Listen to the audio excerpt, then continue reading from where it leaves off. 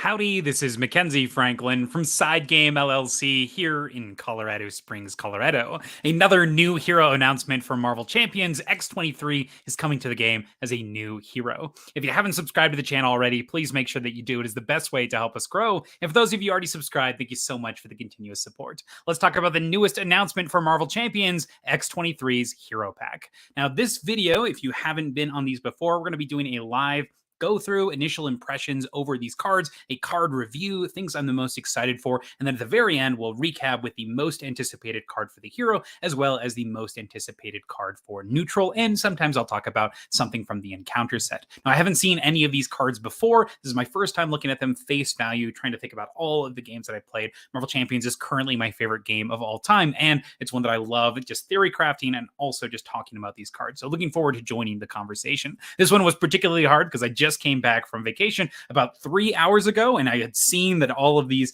people were making videos and just talking in general about the newly released cards. So this is a hard one to wait and hold off to until we're ready to make this video. So looking forward to it. First video coming back from vacation. Let's talk about X-23. So we'll go ahead and open up the article here. If you look in the description below, you can follow along and I'll link it there.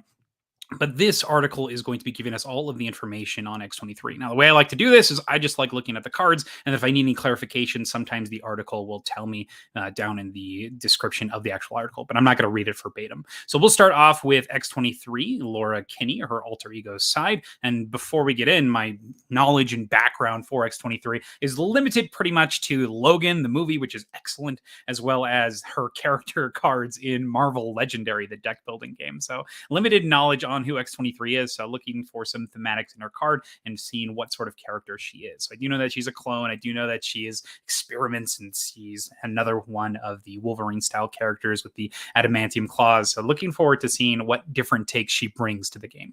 So let's look at the alter ego. This is Laura Kinney, 6 recovery stat, alter ego, mutant trait, hand size 6, and hit points 10. Her effect here is Shink. It's a setup ability. You put X-23's claws into play. Awesome. So it looks like she's also going to have something very similar to Wolverine, where it's a ability that's built into her. But a separate ability is going to be action. Shuffle either the Honey Badger ally, okay, or the Sisterly Bond event from your discard pile into your deck. Draw 1 card. This is great. This means that you're going to have some options and flexibility. Let's see what these cards do. That's it for the alter ego. Then we go to her claws, upgrade, permanent weapon, X-23's claws, hero action, exhaust X-23's claws, and take 2 damage. X-23 gets +2 attack until the end of the round. So a lot less flexible than Wolverine, doesn't open up as many card pools, but we'll see if maybe something has to do with her basic attacks or maybe use of that attack stat. So maybe it has some play that goes off of this. Let's keep on going. Next, we have X-23, the actual hero, 2 thwart, 1 attack, 2 defense, and this is X-Force hero. Living Weapon is her effect with a response. After X-23 takes any amount of damage, ready X-23. Got it. Okay, so getting that is going to be a big deal. You can deal some thwarting, then deal damage on exhaust with that +2 attack stat, and then go off, trying to take little bits of damage, self-inflicting. It reminds me a lot of Spider-Ham, looking at it, thinking leadership is going to be pretty powerful, using ways to deal yourself damage with that resource generator. This sounds like you're going to have a lot of fun hitting things with Retaliate. So a lot of line that's going to follow similar to Spider-Ham. So right off the bat, I'm looking forward to seeing the rest of her cards. Hand size 5 and hit points 10 on this side. Awesome. Okay. Next, we have Honey Badger. This is the 2-cost ally, and this is the character that you can recur with her alter ego ability. 1 thwart, 1 attack, 2 health. X-Men, hero response after Honey Badger takes any amount of damage, ready X-23. So you're seriously going to be wanting to pile on these stats on X-23, getting these gigantic turns. Maybe you'll even go into some Quicksilver territory where you're building up these massive turns until you're able to get several readies in the same round. And I like the fact that Honey Badger is a little bit weaker. It means that Honey Badger is going to hit that discard pile, and you're not going to feel terrible about Honey Badger taking damage, dying, needing to do whatever you need to. Pretty versatile card here in general. So that is Honey Badger, Gabby Kinney.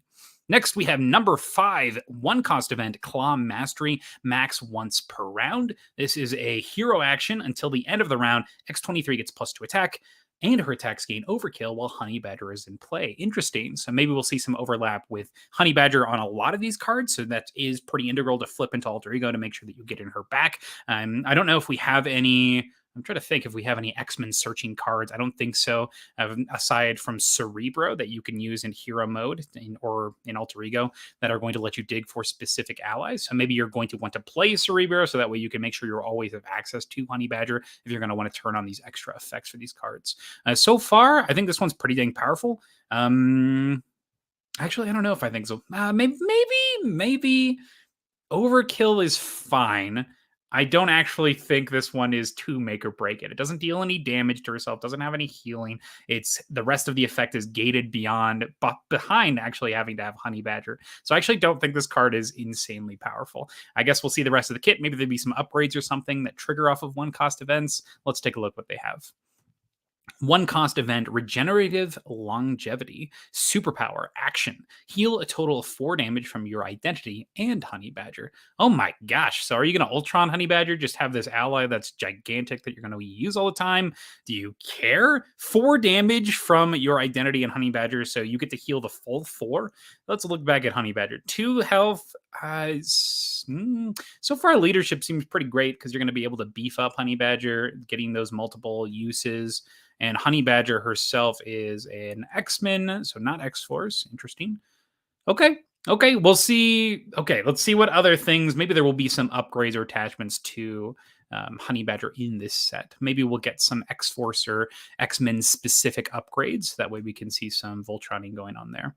Next, we have 0-cost event, Sisterly Bond. This is the second card that you can grab with Honey Badger. Hero Interrupt. When Honey Badger thwarts or attacks, add X-23's matching power to Honey Badger's power for this use. This card is excellent. Oh my gosh, this card is good. So you are going to get so much value. You're buffing up the stats and having multiple ways to make uses of it. And it's 0 cost, so it's almost nothing to play. And you're doing what you're doing already well. And let's look. This says, when Honey Badger attacks, add the matching power. And Honey Badger says, after Honey Badger takes any amount of damage, ready X-23. So unfortunately, you're not going to get the bonus from Honey Badger on the activation when you use Sisterly Bond. So that is unfortunate. But you are going to be able to, I'm sure, play around this and get additional uses out of Honey Badger. So whatever she's working on. This is pretty powerful. 0-cost event. I like this one, especially because you can recur it if you already have Honey Badger on board. I don't know how often you're going to be flipping his Alter Ego, though. Next, we have Sisterhood. 2-cost support. Condition. Action. Exhaust Sisterhood and discard an X-23 card from your hand. Search your deck and discard pile 4 Honey Badger and add it to your hand. This is excellent. This is exactly the card I was looking for. It has a way that you're guaranteed to get it. And this one is not locked to Alter Ego modes. You're always going to have choices and ways to get Honey Badger. This is awesome. Next, we have Pain Tolerance, 2-cost upgrade. Superpower. Response after you play an X-23 card, including this one, heal a damage from your identity. This is so good. Okay, this adds the additional layer on top of that 1-cost event that I saw earlier. So maybe you're going to be trying to play multiple of these 1-cost event cheap cards, getting these huge turns. This sounds pretty dang cool. So this is awesome. This is just passive healing, relatively cheap. It has the superpower tag, so you can get it in for a little bit freer. This is awesome. 2-cost upgrade, Pain Tolerance. Next, we have Grim Resolve, 1-cost upgrade. Exhaust this card and take a damage, generate a wild resource. Awesome. Oh my gosh, you're going to get so much value on these turns. It's going to feel amazing. And she had 6 health regeneration. Is that right? Let me go back to X-23. So X-23 has a, 6 health stat recursion. Hit point cap of 10, though, so that could be a little scary towing the line. So having upgrades and cards that are going to be tapping into your health stat, this is interesting, and I enjoy this a lot. So sounds like a playstyle that I'll have fun with. You're obviously going to want to play some cards that are going to boost up your stats. Maybe the symbiote suit is going to be one you'll want to gravitate towards for the extra health, but also because you're getting uses of these readies over and over again.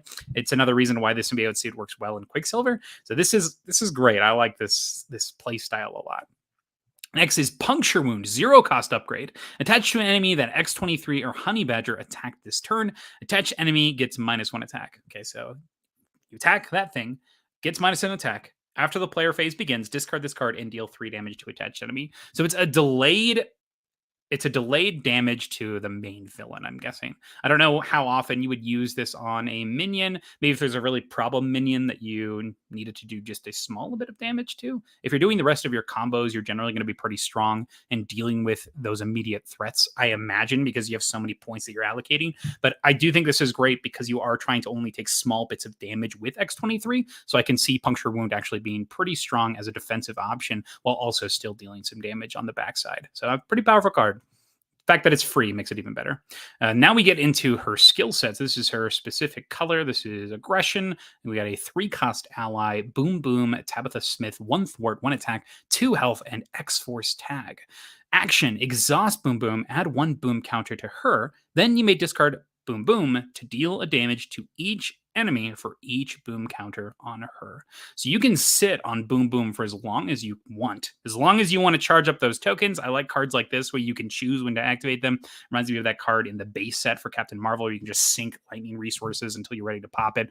This is awesome that you have so much control. It is pretty expensive for 3 cost for doing nothing for quite a while. So I don't know if this is actually going to be something you're going to want to include to actually deal with these problems in the moment, but it would feel pretty dang satisfying to do a gigantic amount of damage because this is each enemy. It's not each enemy you're engaged with, so it's every enemy that's on the board. So I think Boom Boom, if you're having cards that allow her to, ready her multiple times, because it does have you exhaust, so it is a delayed response. So I could see this being something fun. Unfortunately, no X-Force cards or X-Men cards have been revealed that give us that ready on the allies, so I imagine this set will introduce some, preferably some neutral cards so we can use them, not just in aggression and not just in leadership, which is usually where that style of readying allies comes into play. And in particular, like if you are playing this, you are not in leadership, so you're not able to just ready allies with the Get Ready card. So that is Boom Boom, 3-cost ally. Next is another 3-cost ally. This is another X-Force character, Rictor, Julio Rictor. Ally, 1 thwart, 2 attack, 3 health. Response, after Rictor attacks, discard the top card of your deck. Deal damage to each minion engage with you for each resource on the discarded card. So you're probably dealing at least 1 damage, which is great. So you always have a baseline, and then if the rest is gravy, which is great. It reminds me a little bit of, what's the name of the character? Wiccan on the thwarting side, where sometimes you can whiff on the encounter deck, but other times you can high roll and get some gigantic damage, and that feels great. But this is a more consistent amount of damage and can high roll on your double resource cards.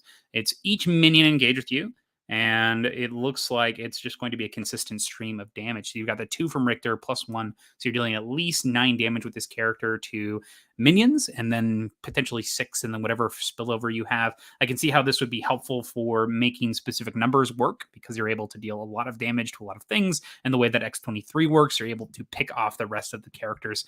So I think this card is fine. I don't think it's anything like incredible, like, oh my god, you got to throw this in every deck. Yeah, but if this is going to be a ally that you're going to want to use for its attack and not want to block with it at all, you're going to want to get all the uses out of this one, and definitely gets better in minion heavy scenarios for sure. Next, we have the Now I'm Mad 1-cost upgrade. This is fun. Condition, max under any player's control, max 1 per player. While your hero's remaining hit points are less than half your hero's starting hit points, your hero gets +1 attack and -1 thwart. While your hero's remaining hit points are less than half of your hero's starting hit points. Ooh. So it's a cheaper combat training, which is the 2-cost increase your attack by 1, but you can play it in conjunction with that, which is super fun. So you're able to get up to a 4 base attack stat with X-23 when she's in that danger zone range. And I imagine that when you're going off, you're going to eventually get into that danger zone range. You're going to want to toe that line, particularly if you're playing this. And honestly, you're going to probably do it unconditionally. Just it's going to be something that you're going back into. This is a pretty cool card. I like this, and it will turn on, it will turn off. Maybe you could even do some healing if you need to get that thwart back. I like this card a lot, actually. It's cheap, and the fact you can play it in conjunction with the other boosts to your characters, I think there's a lot of options for this. Great card. Now I'm Mad. Next is a 0-cost event, Moment of Triumph. This is one we know already. It's a reskin, new artwork here. You got Rock Slide on the front. I don't know who that's on the top. Hero response. After you attack and defeat an enemy, heal 1 damage from your hero for each point of excess damage dealt to that enemy by that attack. This card is amazing. So this card, in conjunction with almost any aggression card that deals overkill damage to minions and get bonuses from it, is perfect.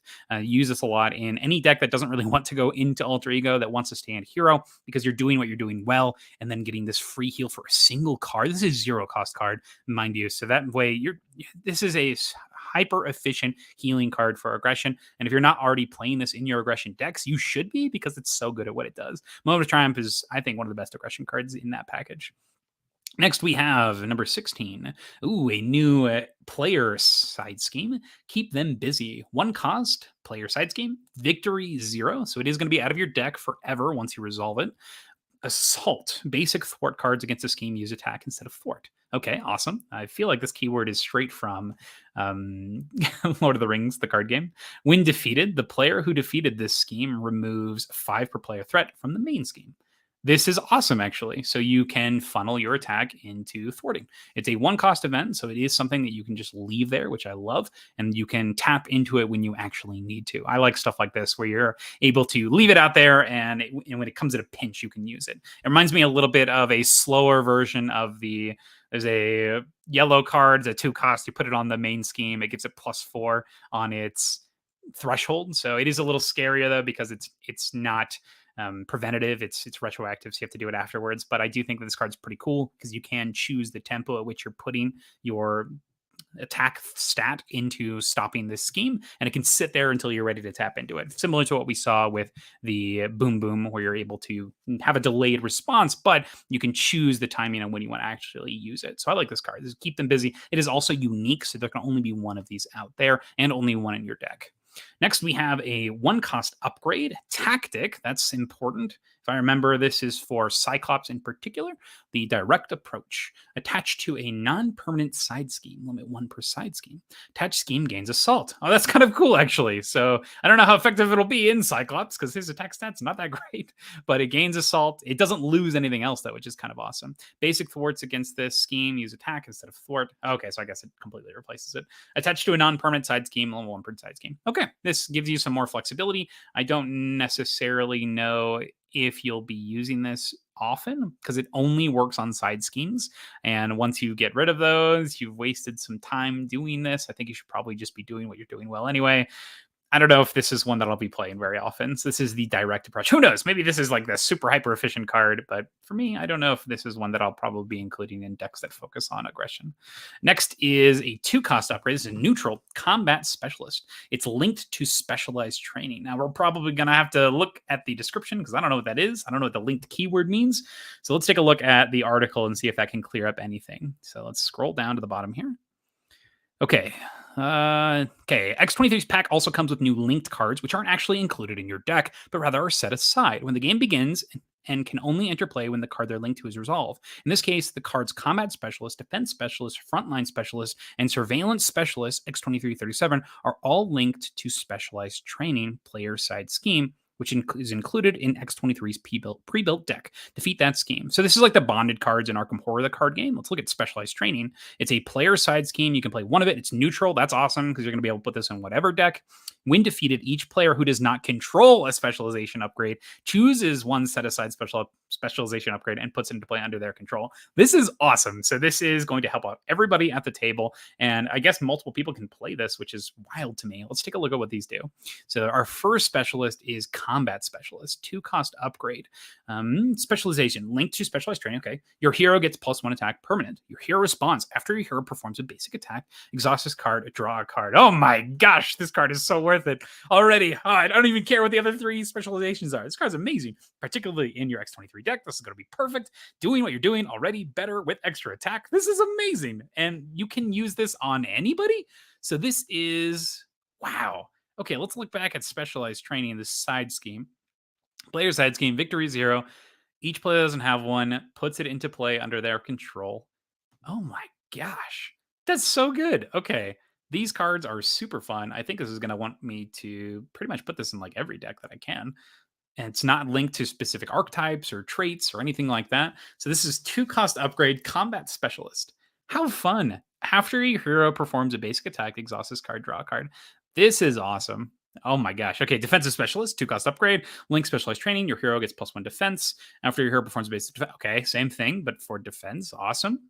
It's got to be a basic defense, though. Okay. Which characters do you actually like basic defending in? I know that I enjoy doing it in Quicksilver.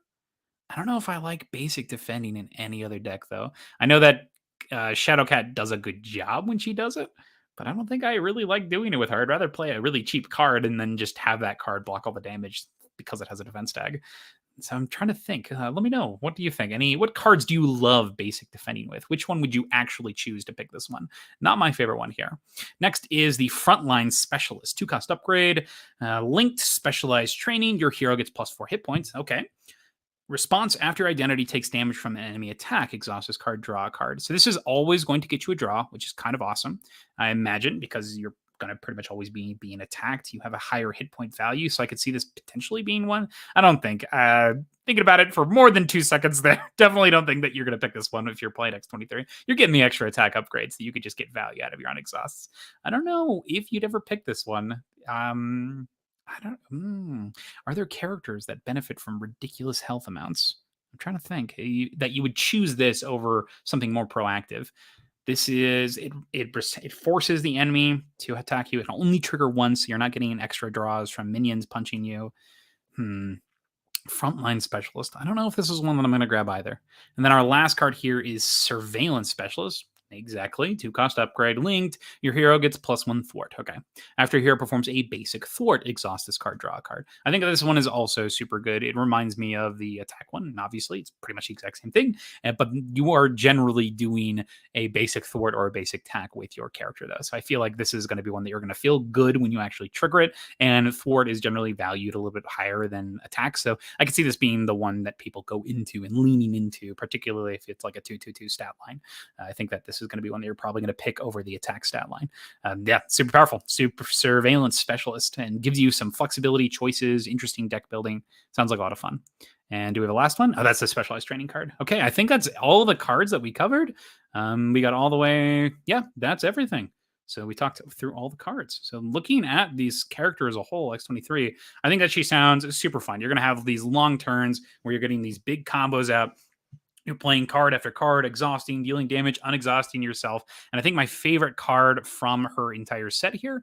Ooh, okay. I think I'm actually going to go with Sisterly Bond. I think that's going to be super fun because it gives you a reason to buff multiple stats because it does whatever the matching power is. So there's a reason to actually get X-23's thwart stat up if you do want to combo with that. If you just want to go big damage, that's something you can lean into. I like 0-cost events in general. I like that it can be searched out from your deck and is a pretty powerful card in general. Now, that being said, I do want to give a big shout out to, what's it called? Sisterly Bond. No, that's not the one. It's the one where you can search her.